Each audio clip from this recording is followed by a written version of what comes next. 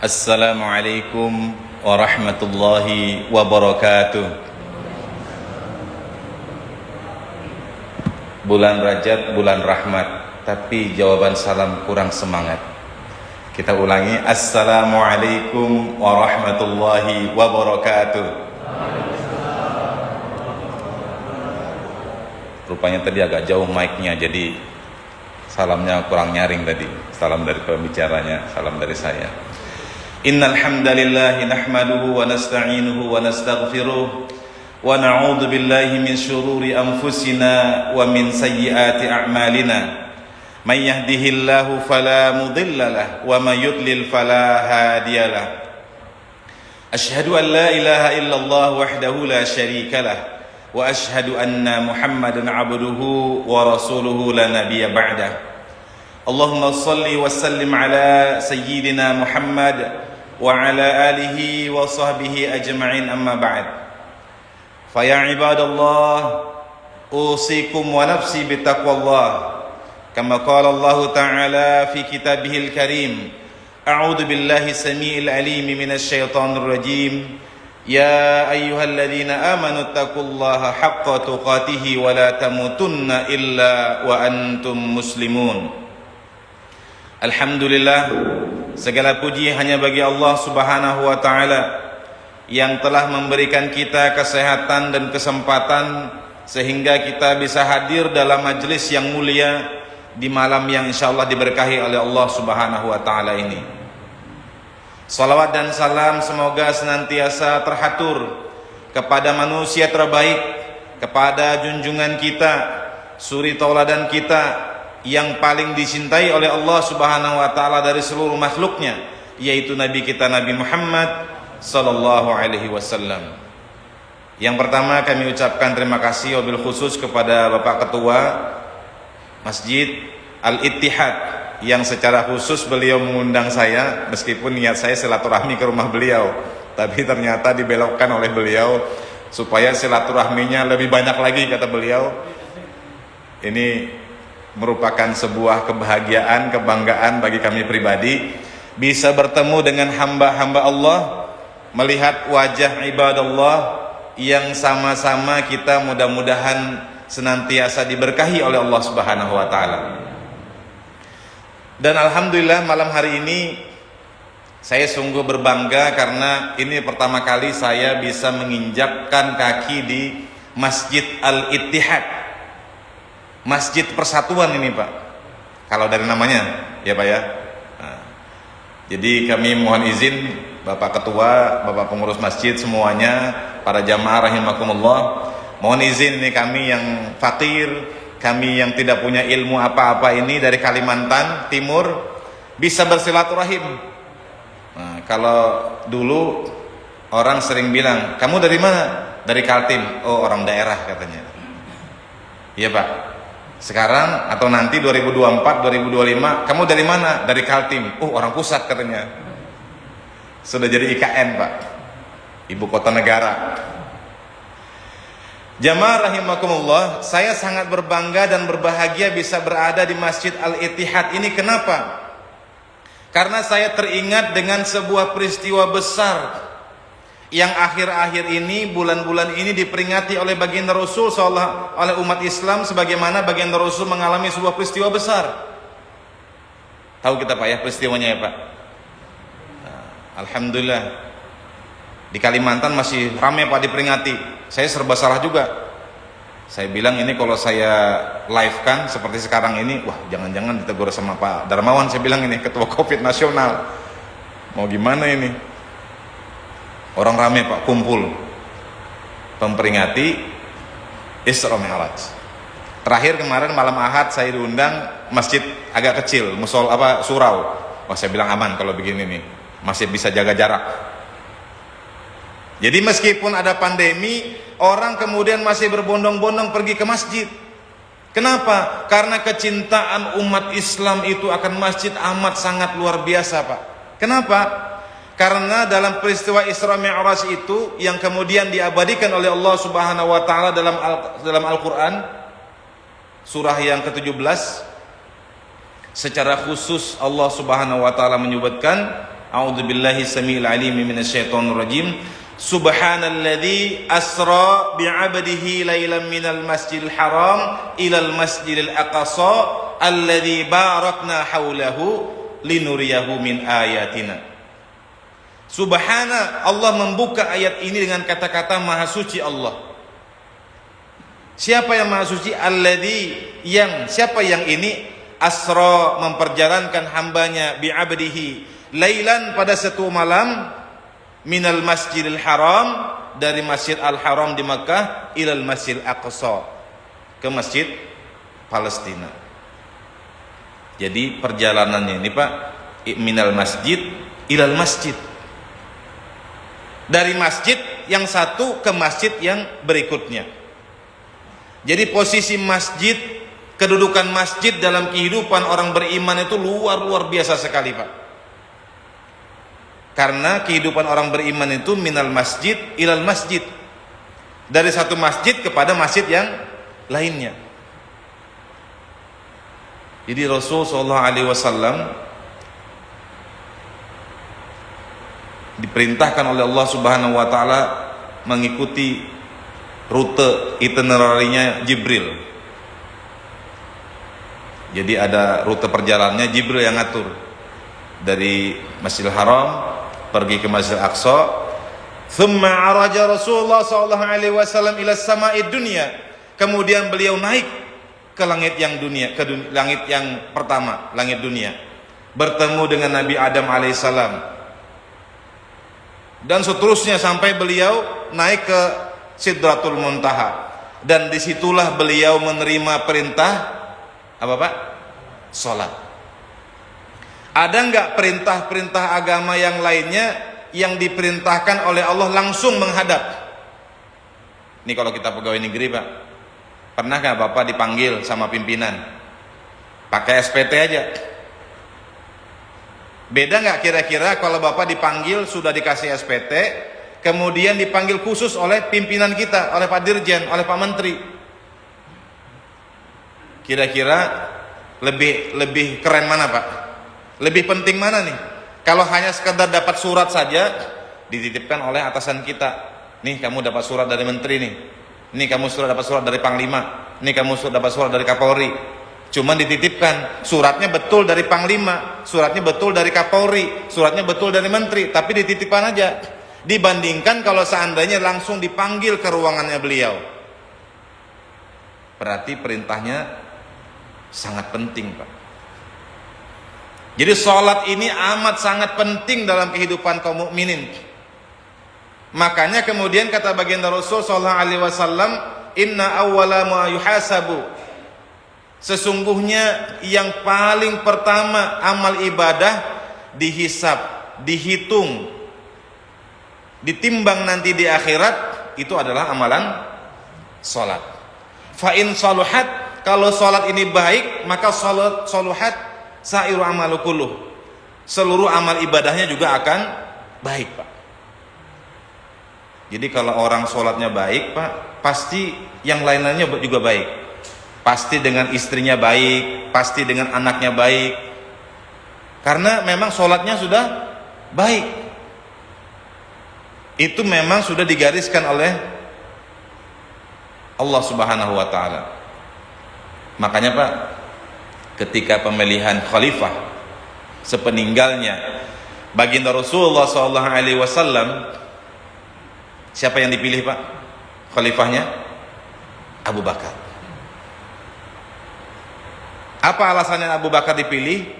Kata para ulama sederhana, jangankan urusan pemerintahan, jangankan urusan kekhalifahan yang itu seujung kuku, kecil, sepele.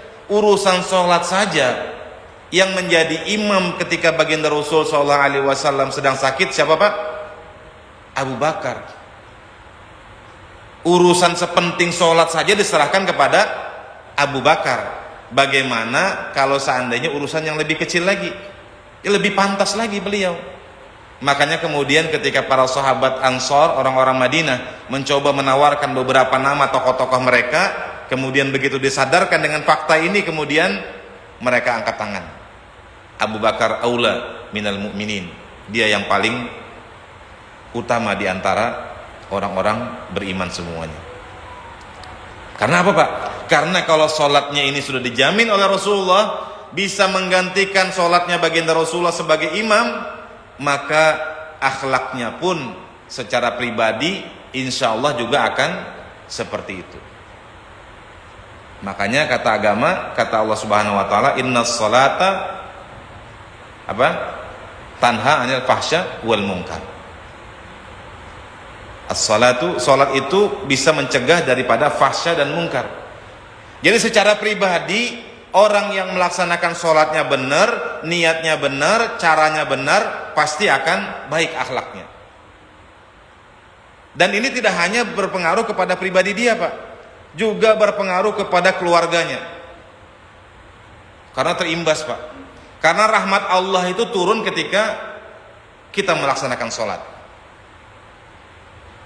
Bu, ibu-ibu kalau pas malam lagi pingin sholat tahajud, sholat tahajud sendirian atau berdua sama bapaknya, Bu? Bu? Senyum. Yang mana Ustaz yang ditanya? Kalau bapak-bapak, kalau sholat malam tahajud sendirian atau berdua sama istri, Pak? Wah, ini ikhtilaf ini. Ikhtilaf pendapat para jamaah. Ada yang bilang sendiri, ada yang bilang sama-sama. Sunnahnya itu, Pak, kalau kita bangun malam, supaya mendapat tambahan rahmat lagi. Pak Rahmat hadir? Nggak ada. Bu Rahmat? Nggak hadir. Supaya kita mendapatkan tambahan rahmat, maka kemudian kita ajak anak kita, istri kita, Pak. Kenapa? Karena kata baginda Rasul sallallahu alaihi wasallam, rahimallahu imra'an, kata beliau, Allah merahmati seorang suami, seorang laki-laki, qama minal lail, dia bangun pada waktu malam. Bangun ngapain, Pak? Untuk melaksanakan sholat. Wa ayqaza zaujatahu, kemudian dia bangunkan istrinya. Bu, kalau suaminya bangun, kalau malam-malam dibangunkan nggak, Bu, sama suaminya, Bu? Abstain ibu-ibu kayaknya. Kalau bapak-bapak dibangunkan nggak sama istrinya kalau istrinya kebetulan bangun sholat malam? Biasanya itu, Pak, yang sering membangunkan itu istri, Pak. Ya nggak, Pak? Cuma habis bangunkan tidur lagi dia. Qama minal lail, dia bangun pada waktu malam itu, dan kemudian wa ayqaza zaujatahu, kemudian dia bangunkan istrinya. Fa in abat, kalau istrinya tidak mau bangun. Nah, ini Pak kasusnya, Pak. Maka kata baginda Rasul sallallahu alaihi wasallam, wa nadaha alma, maka kemudian ambilkan air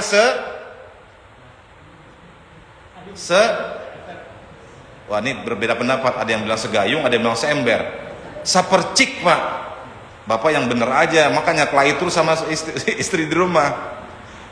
Kalau bangunkan sholat tahajud, rupanya salah mendengar pesan ustadznya, sambil ngantuk begini kan ceramahnya. Kalau dia menolak katanya, sambil ngantuk-ngantuk dengar ceramah ini, maka ambilkan air segayung katanya. Langsung disiramkan kepada istrinya. Terjadilah perang dunia ketiga, Pak, di rumah. Nah, demikian pula dengan ibu-ibu. Rahimallahu imra'atan, Allah merahmati, kata baginda Rasul sallallahu alaihi wasallam, kepada seorang ibu, seorang istri, seorang perempuan, qamat minal lail, dia bangun salat tahajud pada waktu malam. Wa ayqazat zaujahu, kemudian dia bangunkan suaminya. Fa in aba, kalau suaminya juga menolak untuk dibangunkan, maka dia ambilkan air juga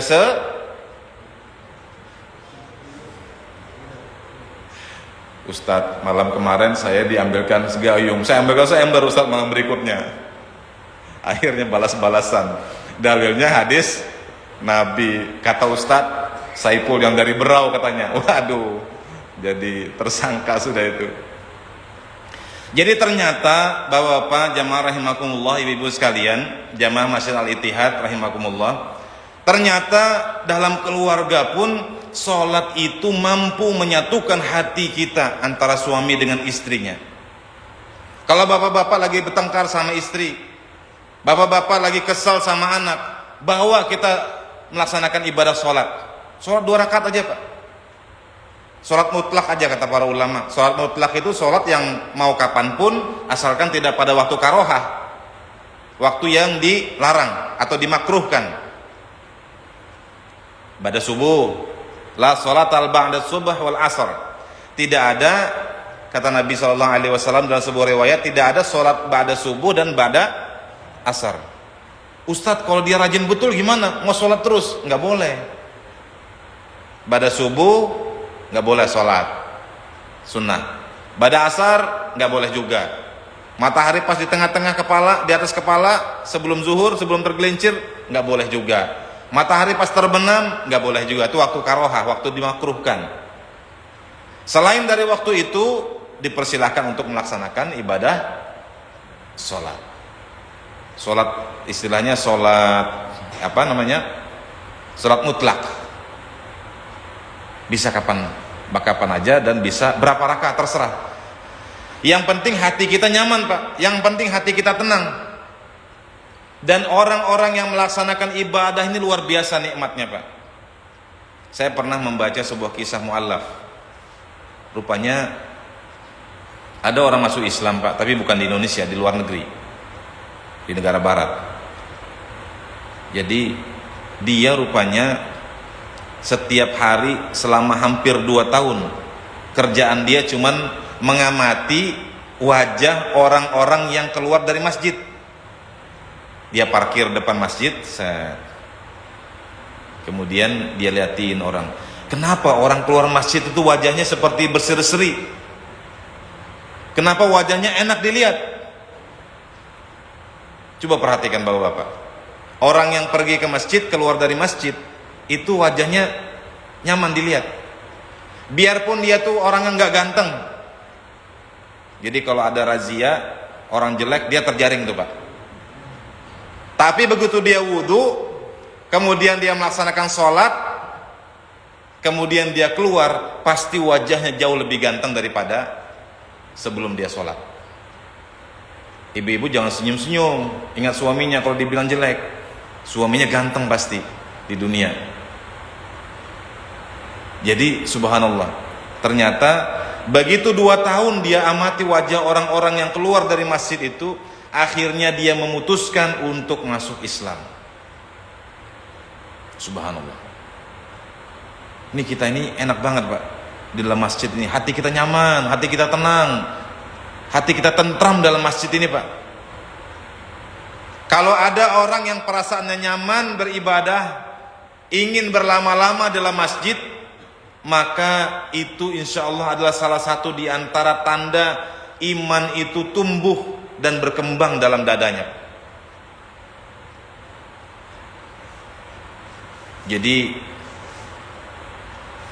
Allah berikan kenyamanan kepada orang beriman itu untuk dia nyaman dalam masjid. Dan memang kita juga enak dalam masjid ini. Sehingga itu kemudian kalau bahasa orang sekarang keluar auranya Pak.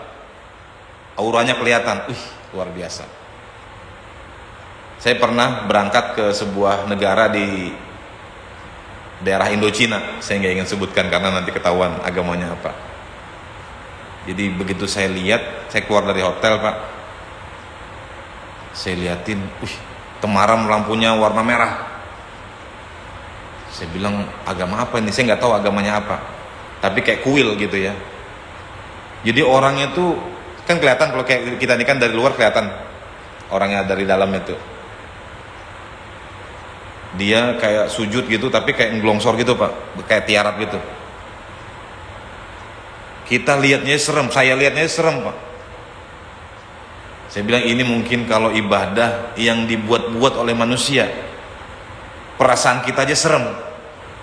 Meskipun wajar karena kita beda agama.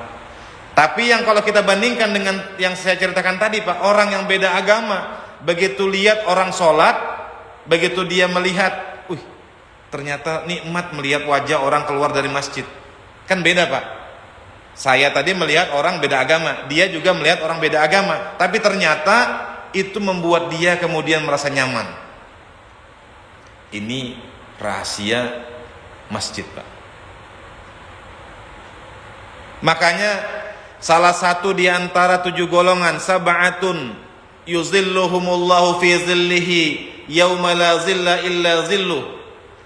Ada 7 golongan yang di antara 7 golongan itu yang mereka mendapatkan naungan nanti di akhirat, yang tidak ada naungan kecuali naungan Allah Subhanahu wa taala.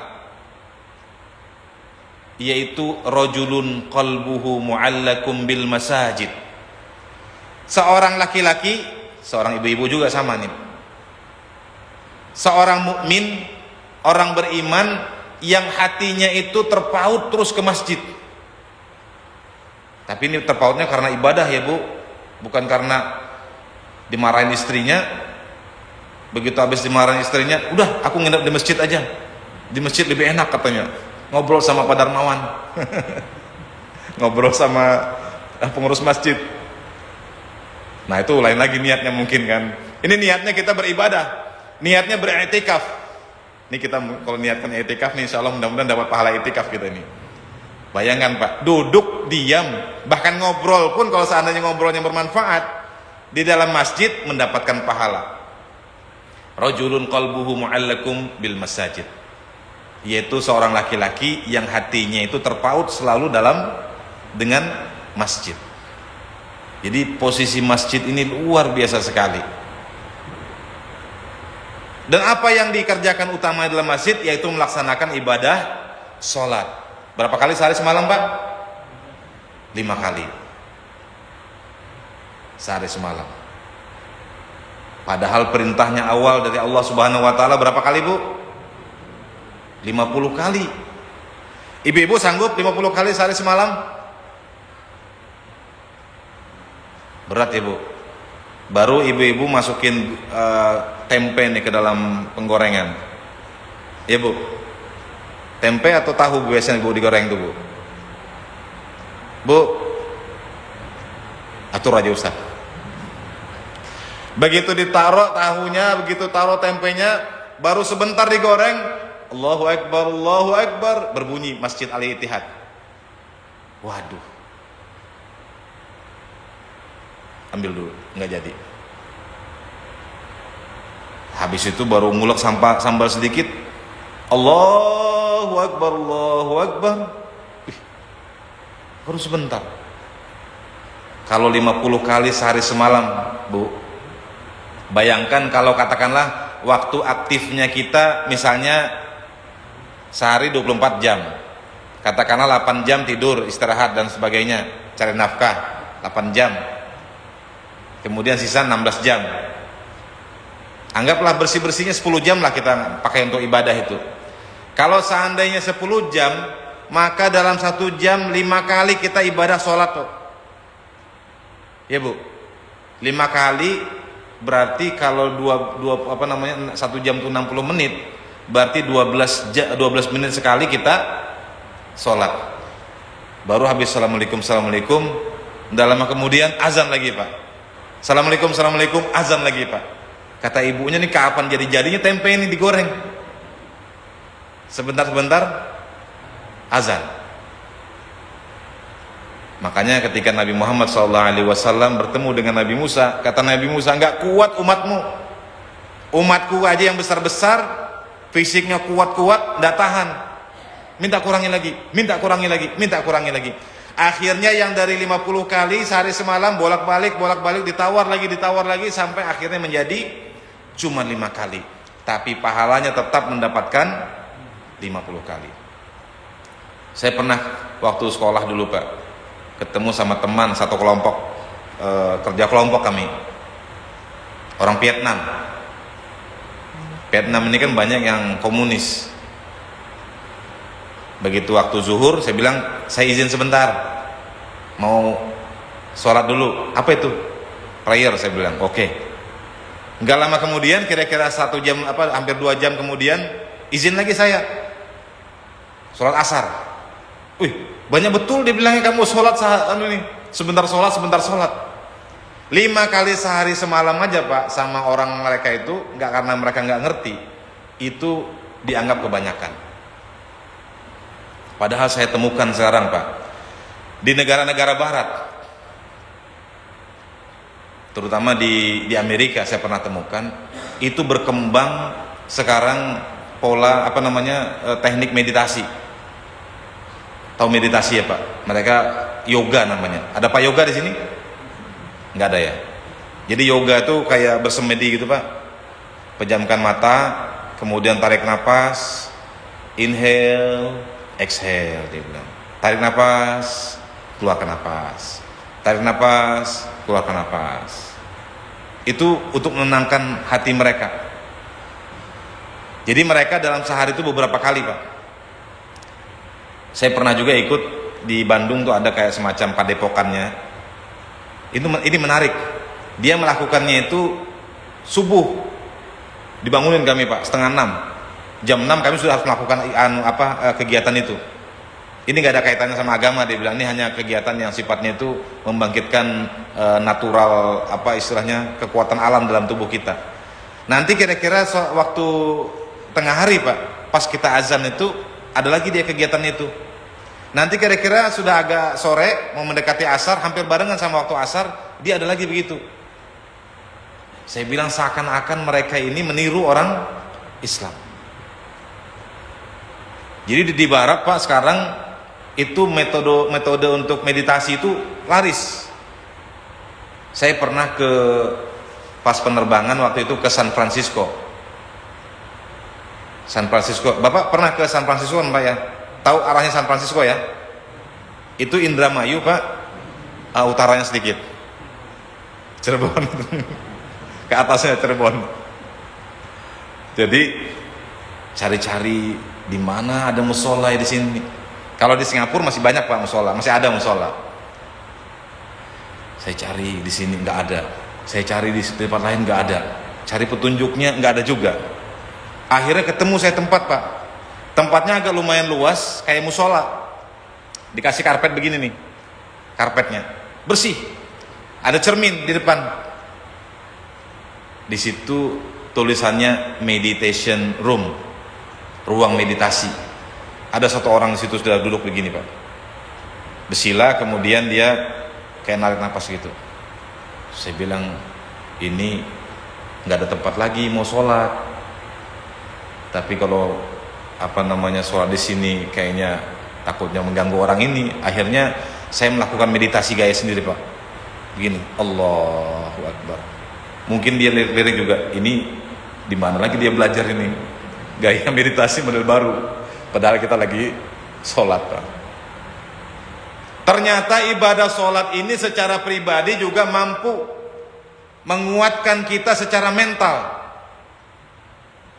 Gerakan-gerakannya itu Pak, subhanallah. Dan ini waktu-waktunya juga diikuti oleh mereka. Jadi ternyata ibadah sholat ini Pak, pantas saja Rasulullah itu sampai harus beliau sendiri naik ke atas Sidratul Muntaha. Para sahabat penasaran, apakah engkau bertemu dengan Tuhanmu di sana? Kira-kira jawaban Rasulullah apa Pak? Kalau dalam tafsir Ibnu Katsir, ketika para sahabat penasaran, bertanya apakah engkau bertemu dengan Tuhanmu di sana? Apa jawab beliau? Ra'aitun nur. Saya hanya melihat cahaya. Kira-kira Pak, kalau kita mau ketemu Allah di mana Pak? Di langit. Di mana? Aina Allah? Ketika ada seorang perempuan ditanya, Aina Allah fis sama? Kata perempuan itu di zaman Nabi, di langit. Langit itu di mana? Di atas. Bumi bulat nih. Ini kita sampai jam berapa nih ya? Isanya nih ya? Isya jam berapa?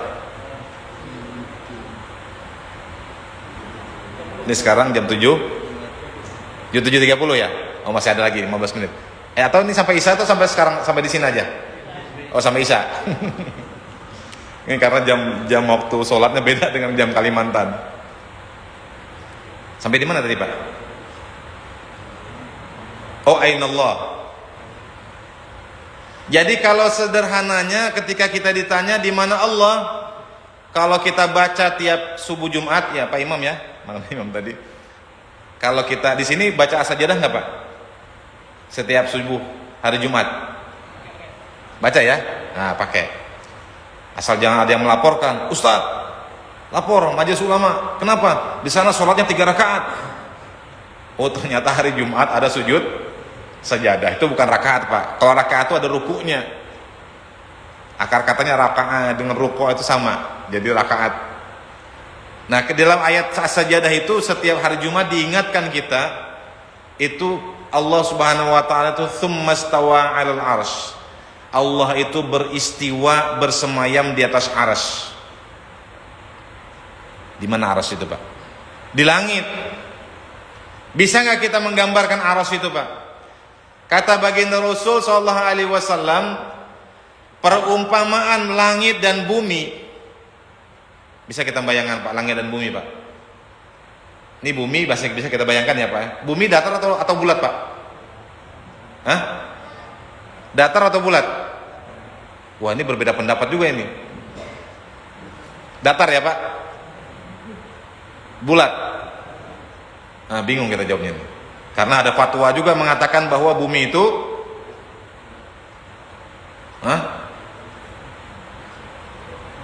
Oh, belum yakin ya.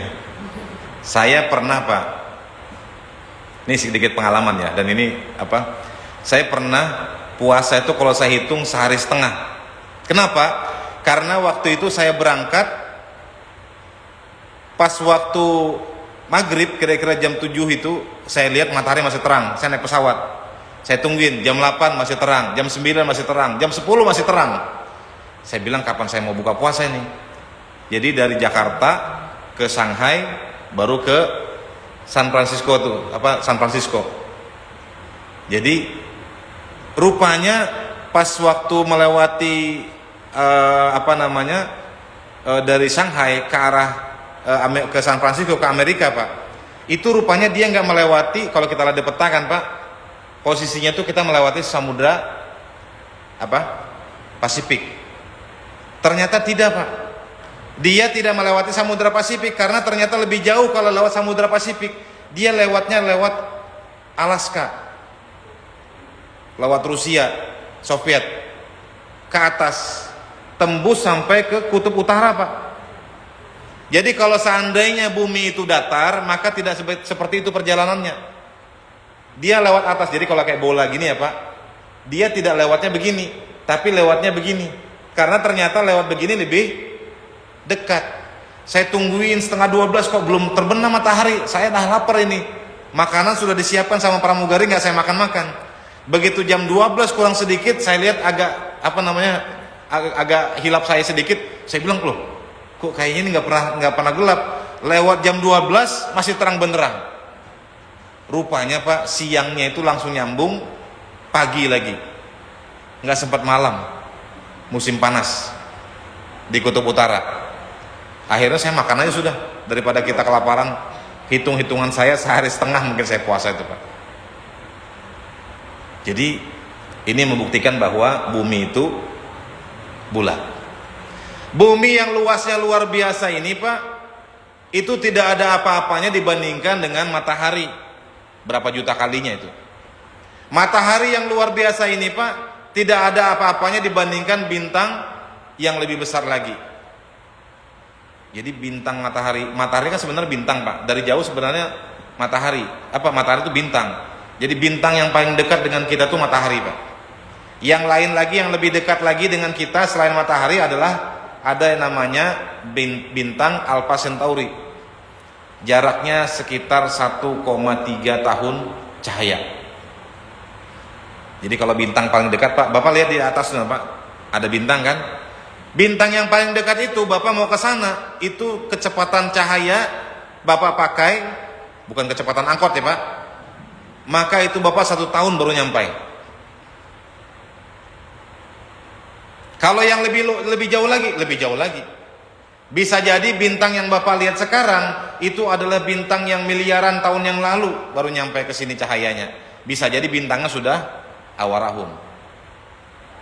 Saking luasnya, Pak. Jadi kata para ahli, jarak antara ujung dengan ujung yang masih bisa diobservasi oleh teleskop itu sekitar 80 sampai 100 miliar tahun cahaya.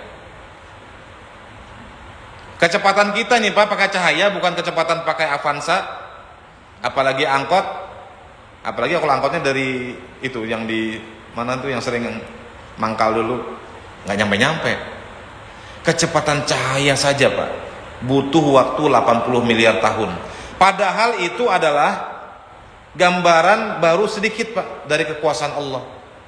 Kata Allah Subhanahu wa taala, kata Rasulullah sallallahu alaihi wasallam, perumpamaan antara langit dan bumi yang kita belum tahu batasnya ini Pak, dibandingkan dengan kursinya Allah seperti sebuah cincin dilemparkan ke padang pasir yang luas, kata Rasulullah, maka padang pasir yang luas itu adalah kursinya Allah. Dalam Al-Quran sebutkan wasi'a kursiyuhus samawati wal ard. Wasi', luasnya kursinya Allah itu meliputi langit dan bumi. Meliputi itu apa Pak? Ini ada barang kecil diliputi begini, hilang, tenggelam. Padang pasir yang luas itu adalah kursinya Allah, sedangkan langit, bumi yang kita tidak tahu batasnya sekarang ini Pak, itu adalah seperti cincin. Kalau kita lemparkan ke padang pasir, tenggelam dia, hilang. Kemudian kata baginda Rasul sallallahu alaihi wasallam, perumpamaan kursinya Allah yang luar biasa besarnya tadi Pak, wasi'a kursiyuhu samawati wal ard tadi, kalau kita baca ayat kursi ya Pak, itu seperti sebuah cincin juga kata beliau, dilemparkan ke padang pasir. Cincin tadi ibaratnya kursinya Allah yang maha luas tadi, dibandingkan arasnya Allah tadi adalah yang padang pasir tadi Pak. Kemudian Allah berfirman, tsummastawa 'alal arsy, kemudian Allah bersemayam di atas aras. Bayangkan Pak, bisa nggak kita membayangkannya itu? Di mana Allah? Tidak layak bagi kita menanyakan di mana Allah Pak. Yang kita tanyakan tuh di mana kita dalam konstelasi tadi. Dalam konstelasi bintang gemintang ada Andromeda, ada Bima Sakti, Milky Way, ada macam-macam galaksi tadi Pak. Padahal ada triliunan galaksi tadi. Itu saja kita nggak tahu posisi kita di mana Pak. Apalagi dibandingkan dengan kursinya Allah, apalagi dibandingkan dengan arasnya Allah, sehingga sebenarnya manusia tidak layak untuk menanyakan di mana Allah. Sehingga ketika Rasulullah menjelaskan kepada seorang perempuan ini, ketika perempuan ditanya di mana Allah, fis sama, dia bilang karena akal manusia tidak akan pernah mampu menjangkaunya itu Pak. Akal manusia tidak pernah menjangkaunya, sehingga nggak layak kita memasukkan Allah itu ke dalam ruang dan waktu. Manusia terbiasa berpikir ruang dan waktu.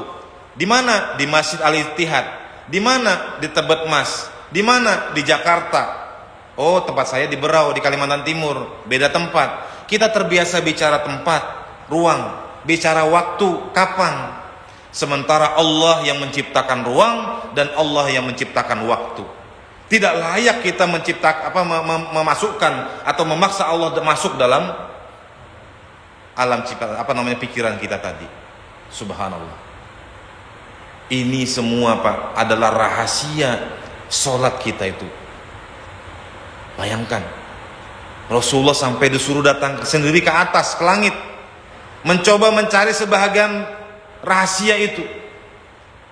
Dan ketika ditanya oleh sahabat penasaran ini, apakah bertemu dengan Tuhanmu di sana ya Rasulullah? Ru'aitun nur, kata Rasulullah. Saya bertemu dengan, hanya melihat cahaya, kata beliau.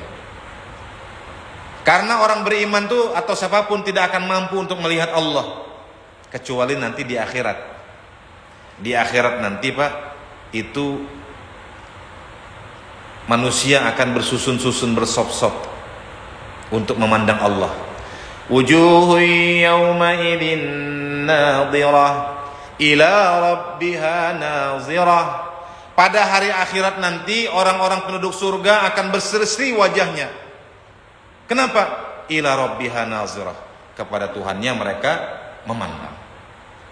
Nah, jamaah rahimakumullah, ini masih ceramahnya 2 jam lagi sebenarnya materinya.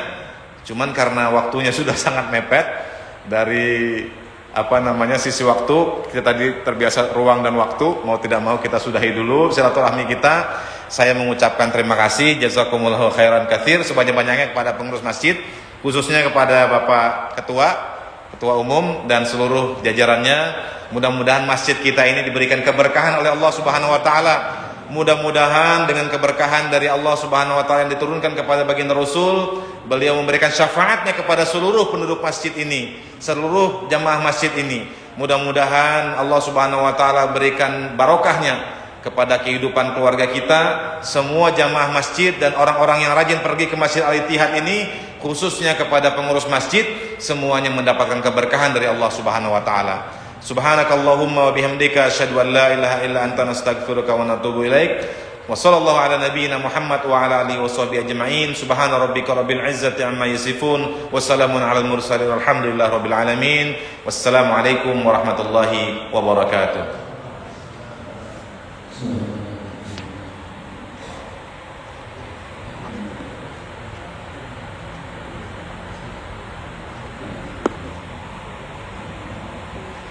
Allah